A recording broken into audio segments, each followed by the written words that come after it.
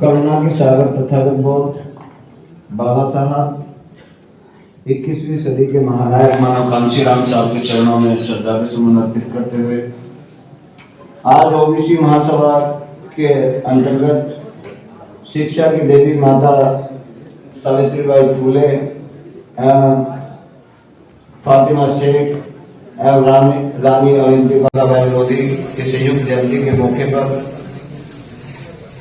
एवं ओबीसी के जनगणना सहित महिला आरक्षण बिल की इस गोष्ठी समारोह में उपस्थित मुख्य अतिथि के रूप में रंजीता रंजना जी राज्यसभा सांसद अध्यक्षता इस मीटिंग की कर रही हैं, सुहासिनी शरद यादव जी, उद्घाटन करता है चौधरी राम कुमार भाटी जी राष्ट्रीय प्रवक्ता सपा, मुख्य अतिथि मनोज कुमार झा जी, अति विशेष अतिथि राजमणि पटेल जी, विशेष अतिथि मान्य डी राजा जी, पी विल्सन जी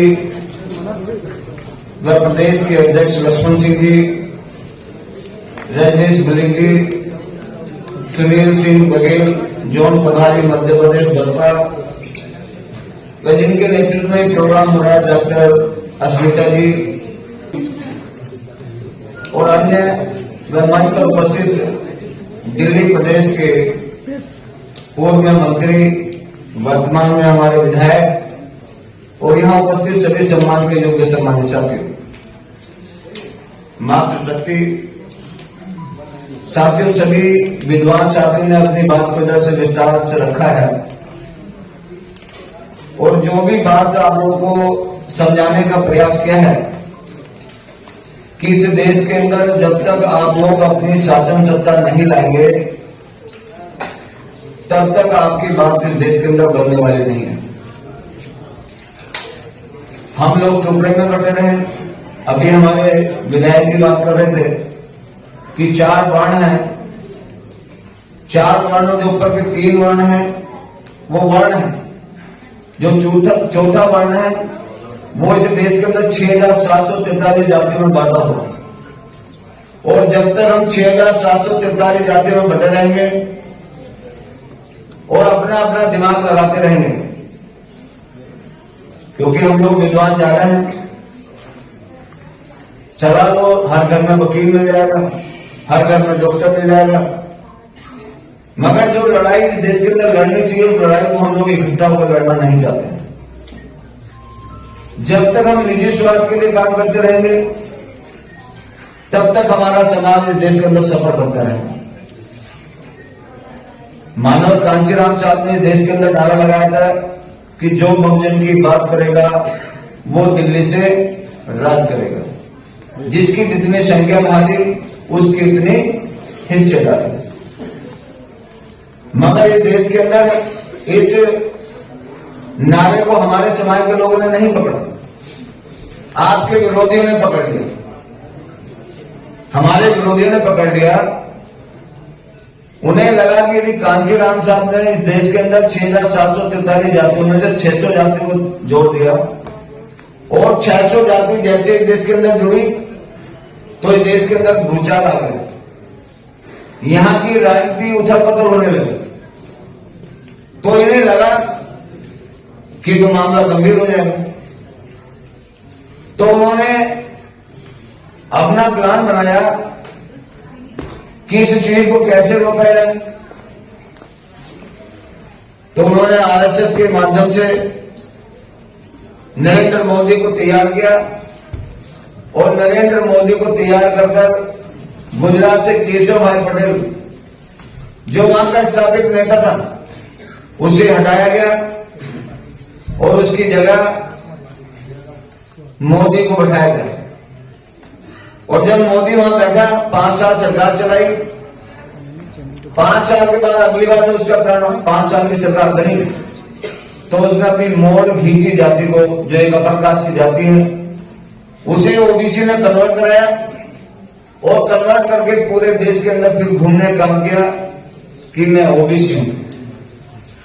मैं नीची जाति का हूं, मैं नीची जाति का हूं, मैं चाय बेचने वाला हूं।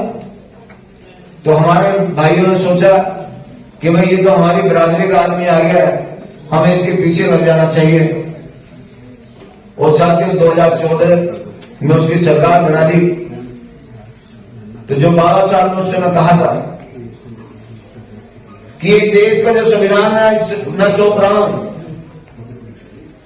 यदि मैंने आपको वन मैन वन वैल्यू के आधार पर, वोट के आधार पर तो आपको बराबर बना दिया, मगर यदि इस वोट के आधार पर आप जल्दी से अपनी सरकारें नहीं बनाएंगे तो ये देश का संविधान भी खतरे में जाएगा और इस वोट का अधिकार भी तुम्हारा खतरे में चला जाएगा। नहीं तो जल्दी से जल्दी अपनी सरकारें बना लेना। तो साथियों आज वही दिन शुरू हो गए कि आपका संविधान भी खतरे में है, आपका वोट का अधिकार भी खतरे में है। और यहां पर उन्होंने नए नए सबूत आपको छोड़ते हैं। वो अपना काम बिल्कुल राइट पोजीशन में कर रहे हैं, उनकी जो चाहत है उसे पूरा कर रहे हैं।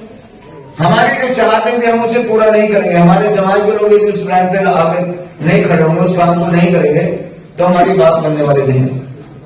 इसलिए यदि मैं आज ये आपकी ओबीसी सभा के माध्यम से आपने प्रोग्राम किए, तो यदि हम लोग जिनकी बात कर रहे हैं, जिनकी जयंती मनाना चाहते हैं, यदि हमें उनके विचारों पर ताला लगा देंगे और मात्र उनको माला डाल के अपना काम पूरा कर लेंगे तो इससे हमारी बात करने वाली नहीं है। हमें उनके विचारों पर भी चलना पड़ेगा। तो इसलिए मैं आप लोगों से अनुरोध करना चाहता हूं कि आप लोग इस देश के अंदर राजा बने, अपनी ताकत को पहचाने। आप 100 में से 90 लोग हैं, 10% देश पर राज कर रहे हैं, 90% लोग इस देश के अंदर गुलामी की जिंदगी जीने का काम कर रहे हैं। और यदि ऐसे ही चलता रहा तो आने वाली पीढ़ी आपके देश के अंदर गुलाम बनेगी, आपकी नजरों के सामने बनेगी, आप उसे कोई रोक नहीं पाएगा। जो हमारा दुश्मन है हम उसे मजबूत करने में लगे, चाहे वो देश केंद्र की सरकार हो, चाहे वो राज्य की सरकार हो। जो लोग हमारे हित की बात नहीं करते, जो आपके एजेंडा के अंदर बिल्कुल फिट नहीं बैठते, हम उन्हें वोट देने का काम करते हैं। और जब तक हम ऐसे लोगों को वोट देते रहेंगे तब तक हमारी समस्याओं का अंत होने वाला नहीं है। इसलिए मेरी आप लोगों से पुरजोर अपील है कि आप सब लोग यहाँ बहुजन बनाए। और जब तक आप बहुजन नहीं बनाएंगे सब लोग इकट्ठा नहीं होंगे, क्योंकि जातियों को खत्म नहीं किया जा सकता। कांचीराम साहब ने कहा कि जातियों को खत्म नहीं किया जा सकता, जातियों को आपस में जोड़ा जा सकता है। तो यदि हम सारे इकट्ठे होकर इस देश के अंदर आप तीसरे नंबर की ताकत बहुजन समाज पार्टी है। यदि बहुजन समाज पार्टी जो आज बीजेपी नंबर 1 पर है, कांग्रेस नंबर 2 पर है, और साथियों बहुजन समाज पार्टी देश के अंदर आज भी तीसरे नंबर की ताकत रखती है। तो यदि सारे लोग हम मिलकर बहुजन समाज पार्टी को मजबूत करें तो निश्चित रूप से साथियों इस देश के अंदर जो आपकी मांग है, जो आपकी डिमांड है वो पूरी हो सकती है। और नहीं तो हम ऐसे लोगों को ताकत देते रहेंगे जो हमें हमारे अधिकारों को छीनती रहेगी और हमें उन्हें वोट देते रहे, तो साथियों हमारी बात नहीं बनने वाली। पर्ची मेरे सामने आ गई है, तो मैं इन्हीं शब्दों के साथ अपनी बात को यहीं खत्म करता हूँ। जय भीम, जय भारत, नमो बुद्धाय।